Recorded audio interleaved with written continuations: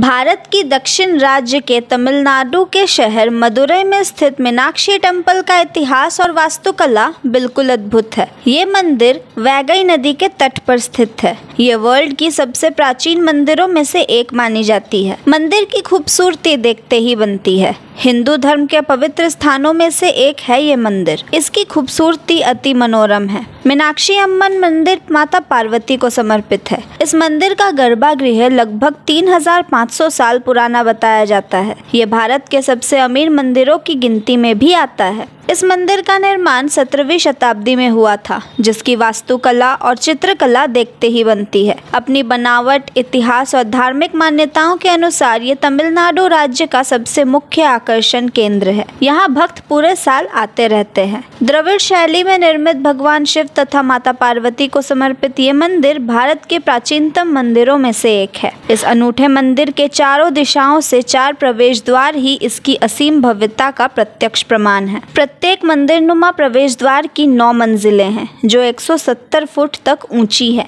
इसके अलावा 14 सुंदर मीनार इस मंदिर की सुंदरता को 4 चांद लगाते हैं। हर द्वार पर अनेकों मूर्तियां पत्थरों को काट कर बनाई हैं, जो दक्षिण भारत की विशिष्ट मूर्ति कला शैली का मुंह बोलता उदाहरण है। 45 एकड़ में फैले इस विशाल मंदिर के मुख्य मंदिर में प्रवेश द्वार पर श्री गणेश जी की एक विशाल मूर्ति है, जो एक ही पत्थर को काट कर बनाई गई है। कथानुसार प्राचीन काल में हजारों वर्ष पूर्व इस मदुरई शहर में पांडे वंश का शासन था। उस समय राजा मलाया दवाजा पांडे ने पार्वती माता की अत्यधिक तपस्या करके उनसे ये वरदान मांगा कि वे उनके घर कन्या रूप में जन्म लें तथा कुछ समय बाद उनके घर मीनाक्षी नामक एक अत्यंत तेजस्वी, रूपवान तथा पराक्रमी बेटी ने जन्म लिया। कलाओं में कुशलता के चलते सारे राज्य का प्रशासन उसे सौंप दिया गया। इतनी गुणसंपन्न रानी के योग्य कोई वर न होने के कारण अंत में उनका विवाह उनके आराध्य भगवान शिव से ही तय हुआ। जब भगवान विष्णु देवी मीनाक्षी को अपनी बहन स्वीकार कर उसका कन्यादान करने वैकुंठ से आ रहे थे,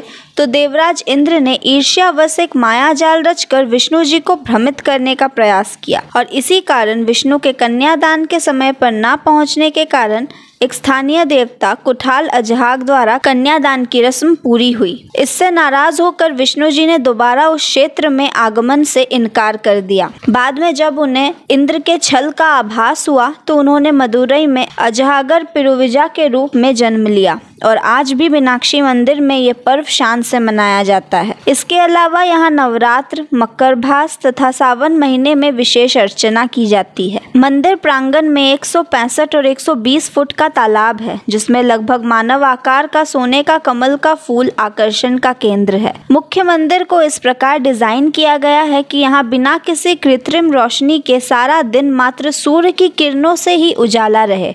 जैसे जैसे धरती सूर्य की परिक्रमा करती जाती है, उसी अनुपात में खुले रखे गए स्थानों में धूप मंदिर में प्रवेश करती है। इस मंदिर का एक और आकर्षण 985 स्तंभों अथवा खम्भों वाला हॉल है। हर खम्भे पर हाथ ठोकने से उसमें से अलग अलग सुरों की सरगम की आवाज निकलती है। मंदिर का गर्भगृह इंद्र, विष्णु और भगवान शिव के कई स्वरूपों से सुशोभित है। सुंदरेश्वर मंदिर परिसर के भीतर नटराज का एक मंदिर है, जिसमें स्थित भगवान शिव की नटराज मूर्ति तांडव को प्रदर्शित करती है। इस मंदिर में देवी मीनाक्षी अपने दाहिने हाथ में एक तोते के साथ दिखाई देती हैं। माना जाता है कि ये तीर्थ उन 5 स्थानों में से एक है जहां शिव ने तांडव किया था। यहाँ चांदी से बनी भगवान शिव की नटराज के रूप में एक विशाल प्रतिमा स्थापित है। यहाँ हर साल अप्रैल में मीनाक्षी थिरु कल्याणम या मीनाक्षी के दिव्य विवाह का त्योहार बड़े धूमधाम से मनाया जाता है। ये उत्सव एक महिला वर्चस्व समारोह का एक उत्कृष्ट उदाहरण है, जिसे मदुरई विवाह भी कहा जाता है। आपको बता दें कि ये उत्सव 1 महीने तक चलता है, जिसमें रथ महोत्सव और